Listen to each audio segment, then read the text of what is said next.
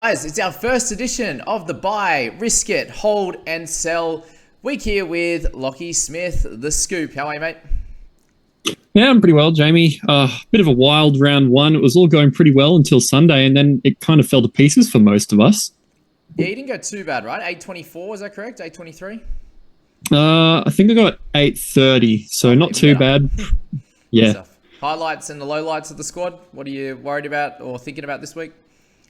Yeah, highlights, I didn't grab Periera, which is great. Nice. Lowlights, I did have some of the other dud 250k guys and missed Cartwright. But overall, reasonably solid week. Team lists helped us out a little bit, I think. Yeah, I'm happy with the team list at the moment. I've got a full 21 playing and then could potentially make some trades from there, but we'll hear about that in Thursday's video. We're going to kick it off with our buyers, guys. We've got Bryce Cartwright up top. He's a pretty clear buy if you can reasonably get to him, right? You don't blow up your team to get him, but really he's going to be a good option with a nice negative break even and should probably score well enough for you until Sean Lane comes back. Most people are thinking about Ryan Madison taking some minutes, but he's going to be a middle. I think they need Hopgood to play a few less minutes, Junior Bolo there, and also Regan Campbell-Gillard to drop a little bit. And I think Cartwright's going to be a guy to play at least 65 minutes and score well over this next 3 to 4, possibly even 5 rounds. There's some talk that he's going to be back in round 6, Sean Lane. What are your thoughts, Locke? Yeah, pretty similar thoughts. I think he is a decent one to hop on. There is a very slight chance he moves back to edge, but we saw that last year. He did his best work in that 50-minute super sub role in the middle. There's a good chance that one of them might play a tiny bit of edge and Cartwright might only get 60 minutes for those last couple of rounds. But I mean, that's enough. He'll have made his money by then and you'll be home and hosed with the break even well into the negatives. I think it might even be -9 on coach. If he can hit a couple of 40s even, he's probably made 100k in 2 weeks and just keep riding him until he's out of the team. What do we expect? About 450k and we'll be happy to move him on from there? Yeah, well, about this year, it's about 150k for 10 points or just under. So that'd be round about that value. So 450k or so. Yeah, cool. I think we'd be pretty happy with that and a bunch of good scores in your 17. He's definitely playable, guys. We're not going to expect the 57 every week, but you look at that and it doesn't include any attacking stats. 3 tackle breaks, a couple of offloads, and a turnover tackle. It was a very, very good game. But if you could, maybe trade an offload or a turnover tackle or, mixture of the both for potentially an ally break assist or, a try or a try assist in there, he could score anywhere near that 40 to 50, right? Yeah, as I was saying, even with 40s, he'll probably make about 100k in the next 2 weeks. So if he manages to go over or get a couple of interesting big scores, you're absolutely laughing all the way to the bank. Yeah. And what we will talk about, guys, is, so let me know your thoughts there, Scoop, as well. But these first bunch of weeks, it's really about getting the correct cash cows, not trading out someone that has had a poor week but still has potential to make a lot of money or score really good points. And then looking to get as many points as you can get in this first bunch of rounds. Obviously, usually points leads to cash generation and the ball starts rolling and you go really well from there. Any other thoughts on that, Locke? Yeah, not so much. I mean, if you have somebody who's injured or potentially out of the team, I mean, you can't really hold on to them. But the guys who are making the money straight away are the guys who are going to get your team value up the fastest. So if you can get them into your team or have them already, that's how to go without pulling apart your team for no reason, that is. Yeah, and I suppose the other way to look at it is as well as those cheap guys, if they don't look like they have a lot of upside and they've had a bit of a poor week, then it could be time just I'll get rid of them. If they do come out and do semi-well, look, they'll make a bit of money, but I've got someone else that's probably going to score a bit better and make more money, and that's going to help you out there as well. So Matt Doorey is a guy that falls into a little bit of an odd bracket. He's someone that got good minutes last week. He probably would have ended up about the 65 or so, but they had a couple of issues with guys getting HIAs and little niggles and stuff. So he ended up playing 73. He will be working up to 80. Is the 30 scores that we're going to expect from Doorey, is that going to be enough for him to warrant a selection in your team this week as a buy? I think it's pretty close. I don't think it's necessarily a must buy, but he's definitely a strong option. If he can score 30, well, he's priced at about Now that he's made a tiny bit, I think he's priced at about 19. So there's still 10 points of value. And as you said, Red Arthur came out and said in an interview that although he might not start with 80 minutes, he'll probably work up towards that. So he might even push up towards that mid-30s rather than low 30s. So a pretty good buy if you want to bring him in this week. Yeah, and just to the eye, he actually looked better than he did at the Dogs as well. So that's something to think about, guys. But you look at those kind of scores, there's a bunch of 30s in bigger minutes and, the random 48 and, 46 with a try in there. So, yeah, not going to expect the world. It could slowly get us up to about a 400, 450K price bracket, jag a try or something like that, and that would be very helpful. But all in base in that first game. So he's definitely a buy, whether he's a screaming buy and a real urgent one. We think he'll definitely play longer than what Cartwright will. It looks like Lane will just come straight into Cartwright's spot and he'll be that super sub kind of thing off the bench. So that's Doorey. Very, very interesting. Move to Jackson Ford. Is he just a clear buy at the moment? The only thing standing in his way is potentially Josh Curran's off-season. There's word that he might not have had as long at training. But, I mean, he probably takes away from Nicholls, not Ford, right? I mean, Nicholls was the one who got spelled and Ford just played 80 minutes. So, I mean, with his dual and priced in the mid 300s, it looks to me all aboard the Jackson Ford train. Yeah, I definitely agree with that. And you look at how well he actually played. Yes, there's some, there's 6 missed tackles in there as an error. All of those misses, pretty much, I think, except for one, were not a negative to the team. They were just him coming out of the line a little bit and falling off that tackle, or just a little weird arm touch or something like that, and then straight into his other defenders. So he actually had a really, really good game and kind of helped them win. So job security, I think, is on the up for a guy that's dual position, 364k, close to 80 minutes each and every week. I think you need to get him in. Would you blow up your team for it? Like, would you do 2 trades for it, or is it just like a straight swap for an underperformer? It's just an awkward price, right? You can't just trade one of the cheap guys to him. No, I don't think, unless you can do it in one trade, I don't think you use 2 to do it. There is just a little bit of job security issues that doesn't make him 100% slam dunk buy, but he's safe enough that if you can just go one trade to get him in, absolutely do that. He looks a pretty good option. Yeah, a lot of people will be asking about Garner. Is he just a straight sell to Ford, for example, and bank a bit of cash? It's a tough one. I think Garner's probably a sell because we're all expecting an 80-minute role. Was that planned? And if it is planned, definite sell. Was it because he was just hooked because he wasn't doing too well? That's probably also a concern. Oh, and you can see Hastings waiting in the wings. So, I mean, there's 2 negatives against Garner, and he hasn't started well. So I think you can use Garner's money at his sort of mid-400s price point to get to some of these other interesting cheapies now that we've had a look at them. Yeah, it's a good idea. Isaac Thompson, we get him with the dual position, and he's locked into that wing role now. Your coach has come out and said that he's won that spot. Milne could be either just playing New South Wales Cup or potentially used in that 14 role. What are our thoughts on Isaac Thompson now? Is he a great trade-in for those that didn't start with him? I think he is one of the better picks. He is a little bit above basement, so if you've got some spare cash and can get him in one trade, fantastic. He does have a very difficult draw to start off, but as we saw in round 1, that it might not necessarily be the worst thing in the world. Cronulla had no Hines and really weren't what they were at the back end of last year. Penrith looked a little bit clunky with Kenny instead of Coruscant hooker, and the Roosters served up a shocker. So instead of having 3 potential top 4 teams, which still might be there at the back end of the year to start with, the Rabbitohs might actually not fare too badly against these teams. Yeah, that's definitely helpful. And you look at that price point, obviously, it's not super heavy. You got the dual coverage in 2 positions that are really tough this year. And that 9 tackle breaks. So it was just him running hard, out of trouble, a few guys flying out of the line in him, but he was also bumping off a few guys. So that one there doesn't include any attacking stats, which we saw in the first couple of games, which is why I was just slightly a little bit worried about starting with him, is that he scored a try in both of those games to get that 40 average. So now to show that he can actually come out and just, again, get that 170, 180 meters, still a couple of errors in his game, so he can potentially get that out of there, and then maybe some attacking stats in a team that's going right a bit more. He's probably coming into my side this week, so I can get some cash generation in there as well. Tohu Harris, what a game he played, wasn't it? Fantastic. I was looking at him for a while, but I shied away because I didn't know if he'd get about 70 minutes. And then, of course, he comes out and smashes 80. Fantastic. It's back to vintage 2020 and 2021 Tohu, where he was averaging about 65 at lock in 80 minutes, which is crazy. So, I mean, if he can keep 80 minutes, he's probably one of the best buys this week, in my opinion. There is a tiny bit of worries with Curran maybe getting more minutes and Tavanga still to come back.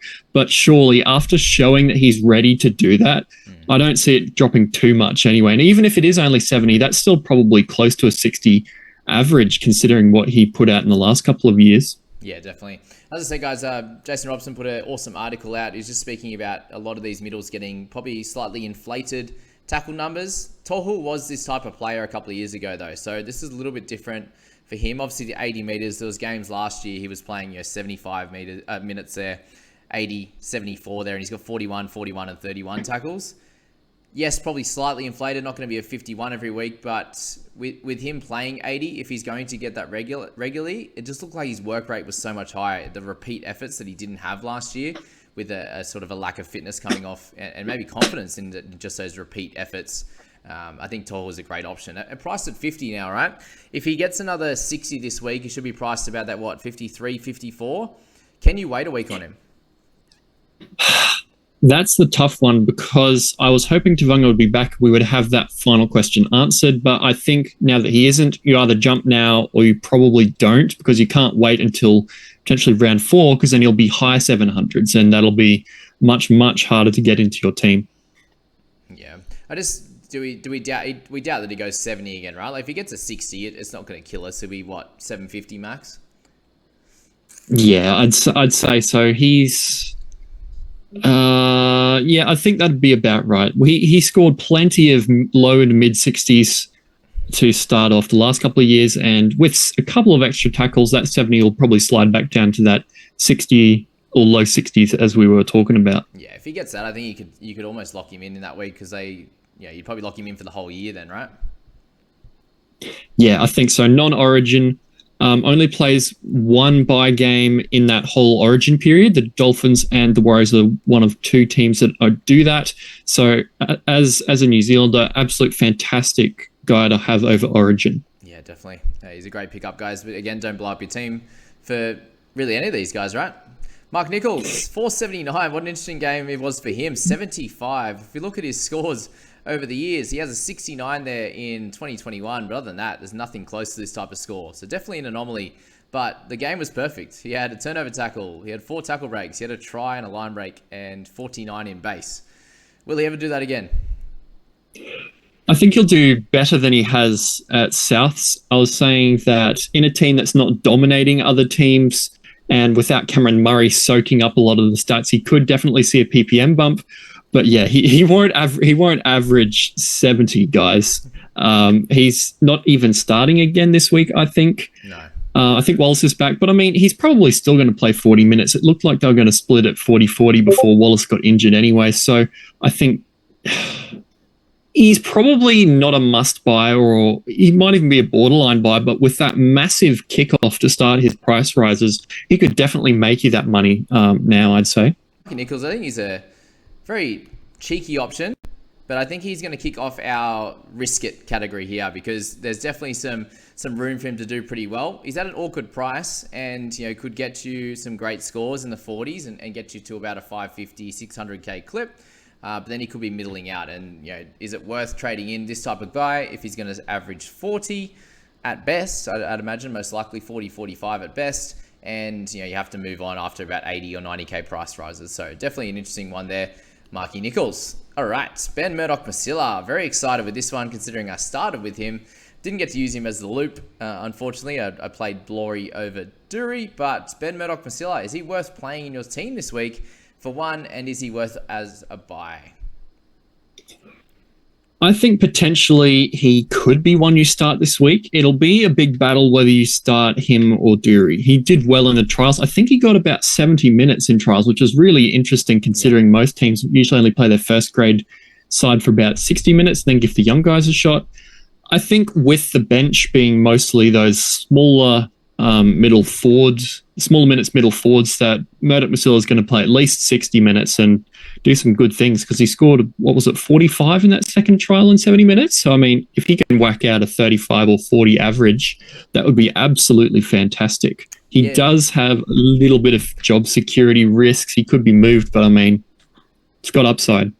Yeah, definitely. Like, he actually played both those trials and got 44 and 45, I believe, in both. So really, really good upside potential with those, bigger minutes. If showed that in those trials he could play the big minutes, which we haven't really seen a lot from him, which is obviously a little bit of a worry there. You look at games in the past, 2021, 42 minutes, 50 minutes, both with tries. He's that try scoring type of player. He got 50 and 54 in both of those, and shows that he obviously has a decent amount of base stats. Tackle numbers are very 17 and 0.9 of a miss, so good efficiency. If you can extrapolate that over a longer period of time, then we should be looking at probably a 35 to 40 pretty comfortably in 65, 70 minutes, right? Yeah, I think so. The one worry is that, the Dragons are the Dragons. Their roster does not look great this year, and he has been a low minutes impact forward in the past. So if they want to change things up a little bit, he could be one that moves back to middle, and then some of his appeal just evaporates. So definitely massive upside, but just a little bit of risk there. Yeah, definitely. Great call on that one. Okay, Michael Chee-Kam. Who would have thought we'd be talking about Mr. Chee-Kam? 286 is his price.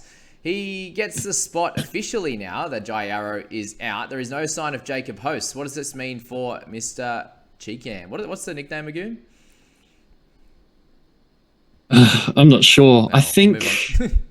Yeah, I have heard that Host might be back in about round 4, but Chee-Kam with that low break even starting second row for a couple of weeks almost smells like Carty party, but at South. So he could be set for some really quick price rises and then even move back to the bench and finish them off with a couple of sort of maybe 20s to let his break even middle out. So he's definitely one that could trap you if he's only there for a week or two, but he could make some really fast money as well.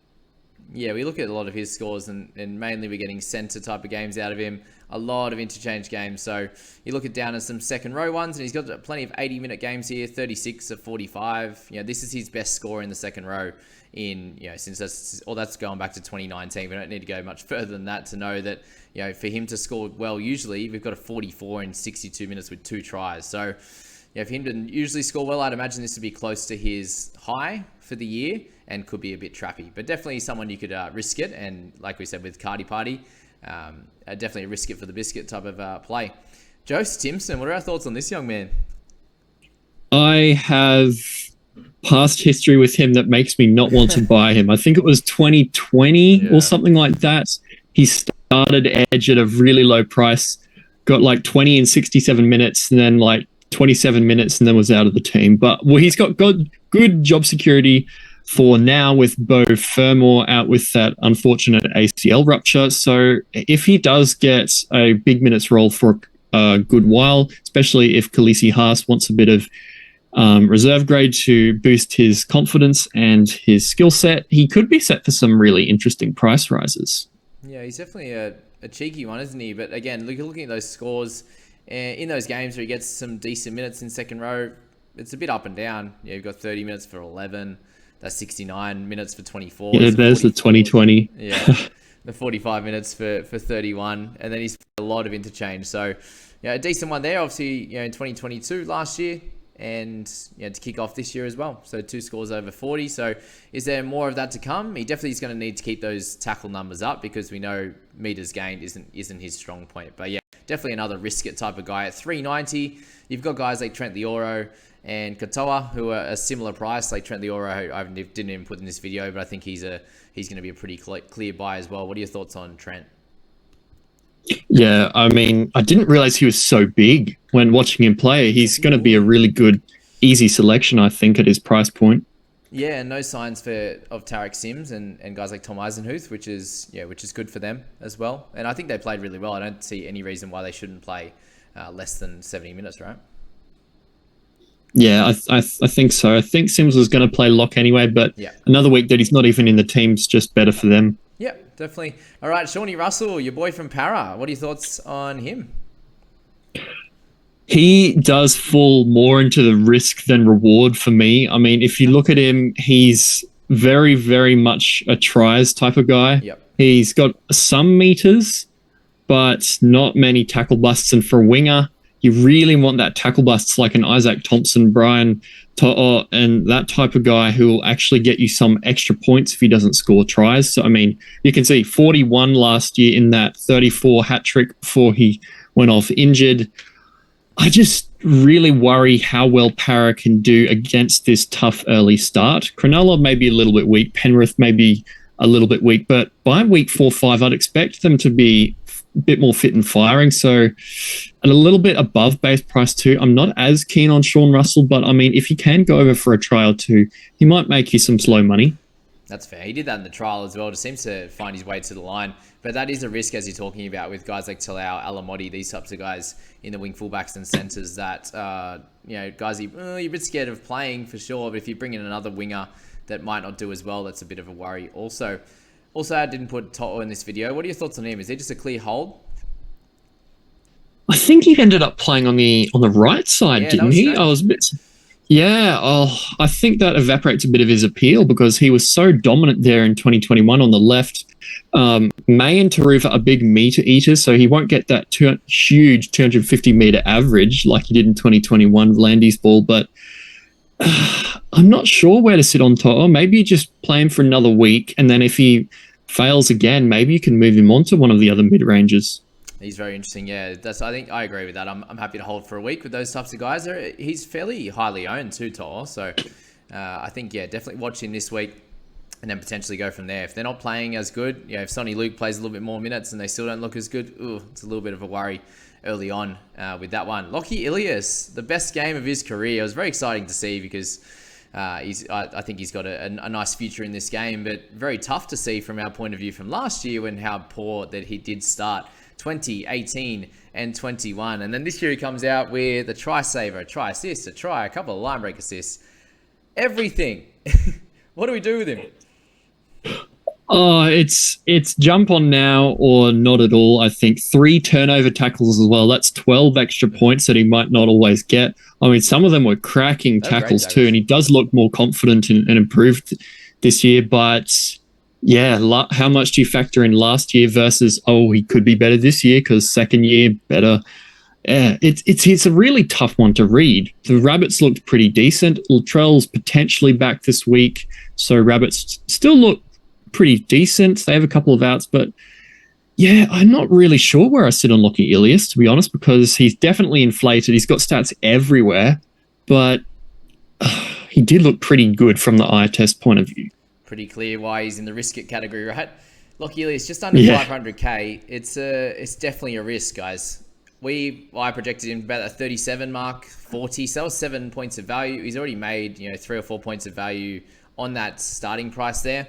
I still project him to average about that 40. So you've got 6 to 7 points of value on him here to round him out. So probably 100 points of 100k. He probably can get him up to about that 600 at max, unless he sneaks another 60 in this first bunch of weeks. So I agree with you there. It's jump on now, but they do play the Panthers, who we expect to be a better team, right? So definitely a risk at play. I'm not going to push you against it. I had a couple of questions though of Tanner Boyd to Ilias. Clear no. No. Similar price, vaguely similar scoring, and Tanner has the duel as well, and it's just a waste of a trade for me. If you can get him in elsewhere, maybe, but don't swap those two. Delightful. Okay, we have a little matchup battle here. Chancellor Cookstar and Hamiso Tabuai Fado. And both at the exact same price, I believe. 1K different, Chance is to Hamiso there. What are your thoughts on these two? Do you even look to bring them in as a start? And if you do, which one would you pick? Oh, that's hard, hey? Because... they sort of both had the same narrative. They haven't got any injuries. They're playing fullback in a pretty poor team, but they should be involved and they should be responsible for part of the attack. We definitely saw that from Nickel Clockstad. I mean, his huge meters came back, his base came back. He even put a couple of offloads in there, which we hadn't really seen before, so that definitely helps him out. Hammer has duel, which is really useful. You could play him in your centers instead. He was just in a lot of stuff last week. Maybe it was the emotions of the first game, but he definitely did look like Wayne Bennett was doing him some good. And 52 to start for a center. If he can even get like mid to high 30s, that's probably good enough considering his price point and his duel at the moment. Yeah, to me, all of these are super inflated. You got meters gained, we just haven't seen that from him at all. Kick defusals at 5 for 1. You've got the missed tackles, probably fair at the 3. 6 tackles, 2 misses, fine. You got a line break assist, try saver, and try. So pretty well perfect. No errors, and he's a guy that can be error prone as well. So yeah, that 52, you shave off 15.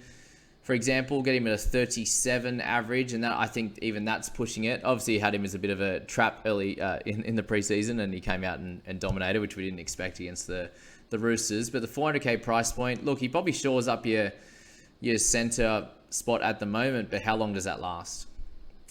That is the question. Yeah, it does push the centre roulette down the path a little bit, because you'll definitely have to upgrade him later unless he just comes out and absolutely kills it for the whole year. So he's definitely an option, but you'll probably still have to trade him out later, right? Yeah, and do you expect a Dolphins narrative of a team that actually goes okay this year, or is that maybe a flash in the pan round 1?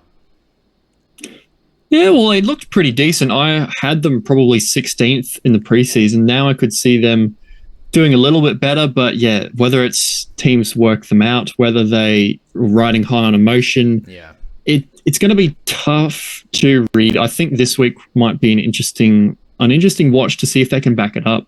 Definitely. Brent Naden, I'm getting questions on. Who would have thought it, hey? Centre and wing fullback duel at 331. What are your thoughts on him over the years, Lock?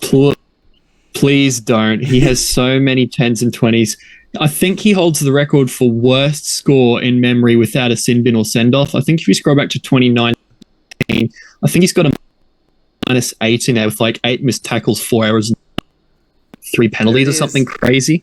It's not pretty. It's not pretty.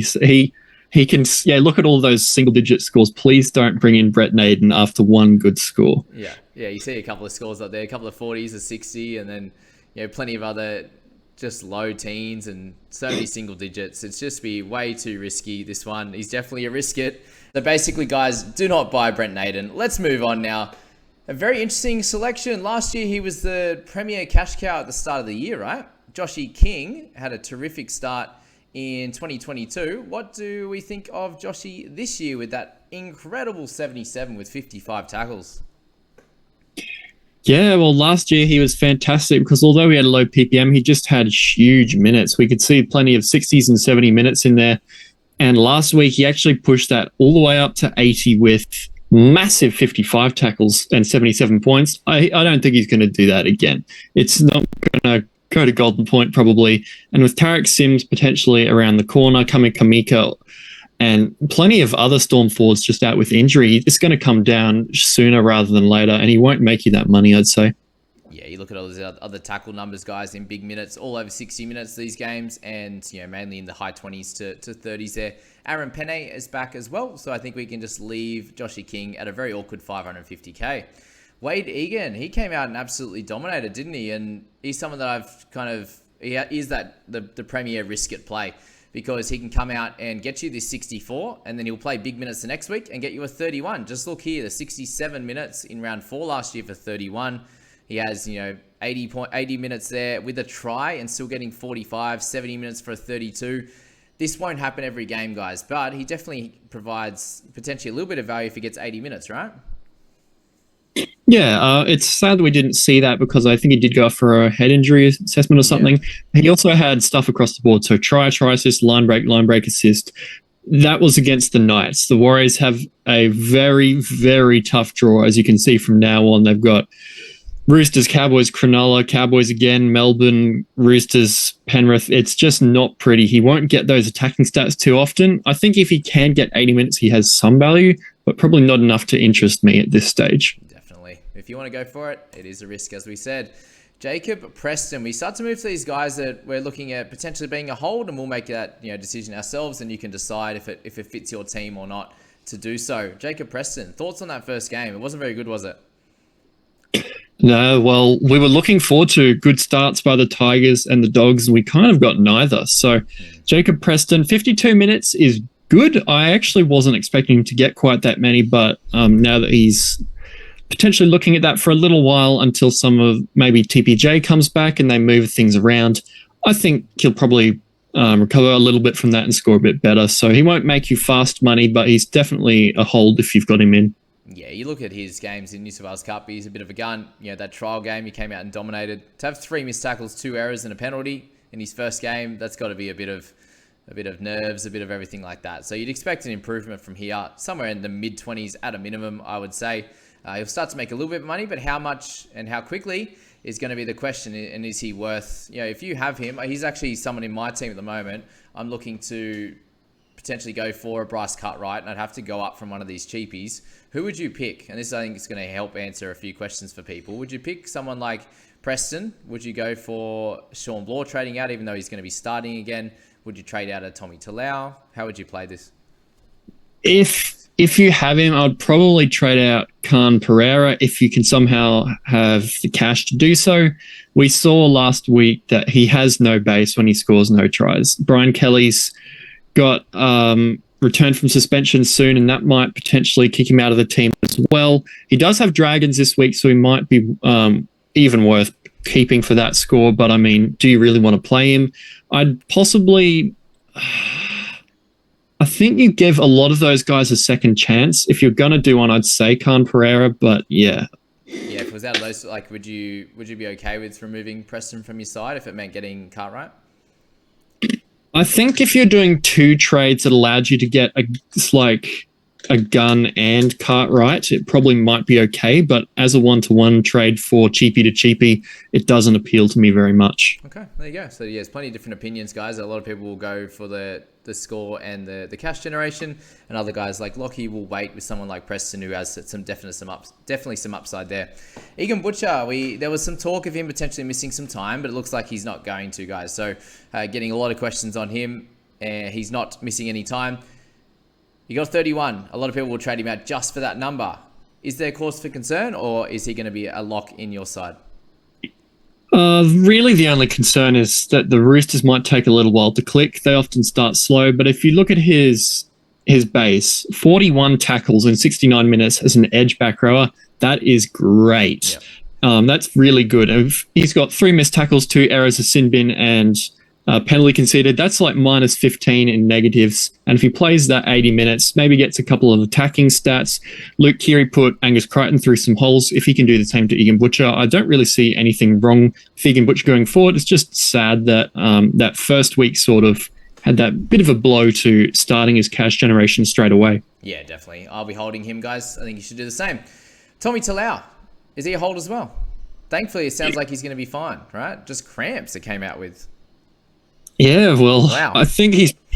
I keep saying to people in the Discord, don't sell Tommy Talau. He probably would have got 40 if he hadn't been Butterfingers and held on to those 2 tries that he bombed. I think he's probably fine. I'd even consider playing him this week with Alamoti versus the Storm, but I mean, how much do each team bounce back? So one to keep, I'd say, especially because he has that very, very handy duel.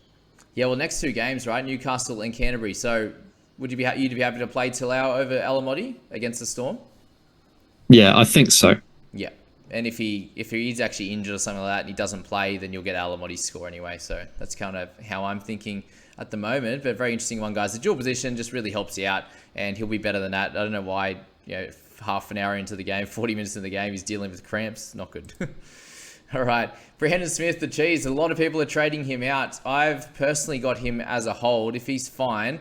Have you heard anything new about his rib injury? Like, he's obviously been named. And would you be holding him as well, expecting better? He is very borderline between sort of risky hold and sort of sell. I want the news on the ribs because we saw how devastating it was to players' output, especially last year with premier guys like Tyson Frizzell, Payne Haas struggling a lot when they had carrying rib injuries. He is named, and I haven't heard any news so far, so maybe it was only minor, but we do know that if there does come out some news a little bit later that it's potentially bone bruising or rib cartilage injury, they are quite painful and stick around for a while, pain management, so it might reduce his work output. But if no news comes out, well, we could just assume all good, and with his duel and what we were expecting preseason anyway, he's absolutely fine to hold. There's no reason to get rid of him other than that. Yeah, and just how bad the Roosters were, they'll be better for that. I'm definitely holding this week, and you can maybe make a decision over the next couple, right? Yeah. Beautiful. Sonny Luke, are we going to wait on him and have a look at the minutes, or would you suggest people maybe bring him in now? Yeah, it's a tough one. That try push started his price rises quite quickly, and there are starting to be more and more rumours, given how well he played when he was on the field, that he potentially might even come on before the halftime mark and play more minutes this week. But I mean, do you trust the rumours? Will he just keep playing that 30-minute role, and he won't get a try every week? So he could be either a big trap or a really good one to jump on this week. I personally am going to wait and see what happens this round before I make a decision. Yeah, because if he can play like that, get good run meters and do a bunch of different things. He had a forced dropout as well, potentially score some tries with 50 minutes. If we can see that, I think he's got money to make even at about 320 or whatever he could get to this week, even if he does well. But could be a trap if he's going to be a 20, 30-minute guy for sure. Okay, Jackson Hastings, is he just a clear hold this week? Yeah. I mean, a lot of people are sad that they didn't jump on Doorey, but 46, that's fine. I think he didn't change money. Hey, he's same price as he was before. That's right. Knights didn't look great. They still have that soft draw. If they can make things work, Hastings is still fine to have. Definitely. Awesome. Moving on to Tino. That's just a really sad game for him as a starter, guys, because this is his lowest score in a long time. So can we just expect a bounce back from him? Yeah, I think so. 5 missed tackles was a bit of a worry, but I mean, most of the stats still there. In the analysis I did, I said he was going to potentially look to get more meters, which he did get. His tackles are probably on the lower side, but not that bad.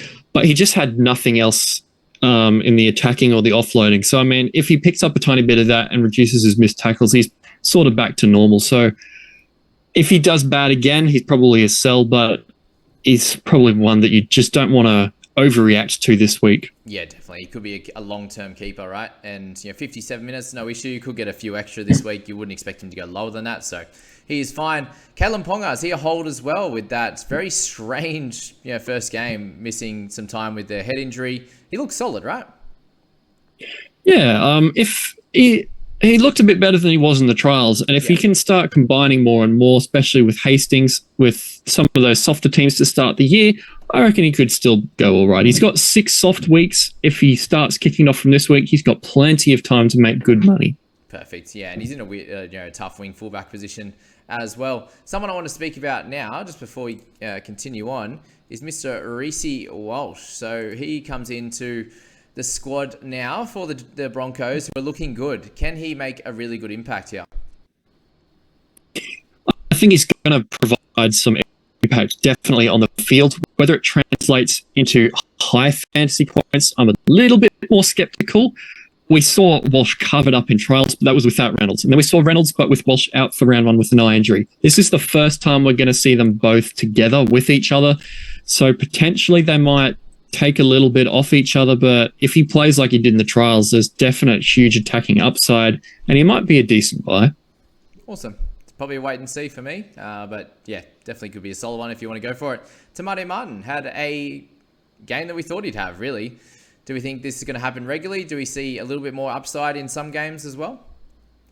Yeah, I didn't watch the game personally, but it seemed from the comments that I was reading for the guys that did watch the game, he was kind of trying to be that guy that would be fantastic if the team was a little better, if the team offloaded when he wanted them to, running through the hole. So he looks primed to get some attacking stats if the Warriors do a little bit more offloading or do give him the opportunity he needs. But that base is still pretty good. 18 tackles, 54 meters. Didn't kick much, which is a little bit of a concern, but 25 when he didn't do anything attacking-wise at all is pretty good, to be honest. Yeah, and in a tough position as well. It's probably a hold for me. A lot of people looking to sell him for sure. Shawnee Blore starting again this week, thankfully, and he has that 7-day backup from the head injury, which is great, and hopefully he can get through that. And no John Bateman on the bench. Is Blore just a hold and a potential play in your side if he starts? Definitely. I think I was considering him as one of the sells for people in the Discord, but Bateman isn't in the team. So I definitely think you can have him another week and potentially play him, because if he does get to 80 minutes, I think we've seen in the past he can sort of score you around that 40 points. And that's a pretty handy score to have for a basement guy. Beautiful. Tanner Boyd, we spoke about him earlier. Just a clear hold this week. Yeah, it was pretty well his base, right? Yeah. A lot of kick meters, a couple of goals, some decent tackles. He just didn't really do any tackle breaking and missed a few. So, I mean, that's probably his safe floor. We can expect something similar to that most weeks with attack added on. So I think he's fine. Beautiful. Paul Alamoti, is he just a clear hold as well in a really crappy position? Yeah, Bulldogs weren't great, but they will get better as they learn to click with the new faces. So just one to definitely hold. Yeah, defensively he was good. That's all we really cared about there. 12 tackles for 1 miss. We know what he can do on the offensive side of the ball. Periera, you spoke about as being a sell if you could possibly do it. Getting a 0 this week looks like he didn't even play, which is sad. He's going to have up and down weeks, right? Maybe this one's a good one against the Dragons, but then Storm and Cowboys from there. If you can sell him now, are you happy for it? Yeah, if you can sell him, I'm fine with that. Out of all the cheapies, he's probably the one that I would sell first. If it was Cows and Storm this week, definite sell. But against Dragons, maybe we could see some of that try-scoring prowess and jag a 30, 40-point score. Beautiful. I.Katoa, he had a pretty solid game, let's be honest, in his first one. We were worried about missed tackles. He had some errors as well, but plenty of kick meters. He had 2 forced dropouts. Are we expecting improvement from him, or just fantasy-wise, he won't be ready like I thought, or like we thought in the preseason? Yeah, I think he's fine. It was a sort of a rookie game where for the first 20 minutes, the Dolphins looked like they didn't really know how to be a footy team before putting it together. He had a lot of missed tackles and a couple of errors. As he gets better and better, we know how highly rated he is. I think he's going to be all right. Beautiful. All right. Last 2 guys. We've got Matty Burton. Is he a sell for you this week? That is very strongly dependent on how fast you think the Bulldogs click back into gear, because we saw at the back end of last year when the Bulldogs got bashed up a bit, he had quite a lot of 20s and 30s, but in mid-season when the Bulldogs were going pretty well, he was putting up massive scores and was a must-own when he had that centre duel still. I think he can go either way. If you think he's a keeper and don't really have anyone that you can trade to him around that price point with your spare cash, I think you hold. Otherwise, he is one of the better candidates to move on to one of the guns that you don't want to get away from you, maybe like a Tohu Harris or something like that. Yeah, awesome. I think that's a good idea. And then our last one, Cameron Munster, is he a clear sell with a 2 to 4 week injury, or are you happy to hold? I'm very surprised it isn't longer. That I saw some pictures of that, and it was an absolutely gruesome sight, that finger. I think you just sell down to Dewey, 100k saved type of a thing. Yeah, awesome. Thank you very much, Scoop, for that one. That was a massively amazing video, guys. We pretty much covered everyone. We spoke about Garner. He's a sell. He's anyone I didn't throw in this video. But thank you so much for watching, guys. Check out all the videos. Scoop is in that Discord very regularly, so thank you for being in there and helping everyone out. I can't wait to see you guys in the next video, and good luck this week.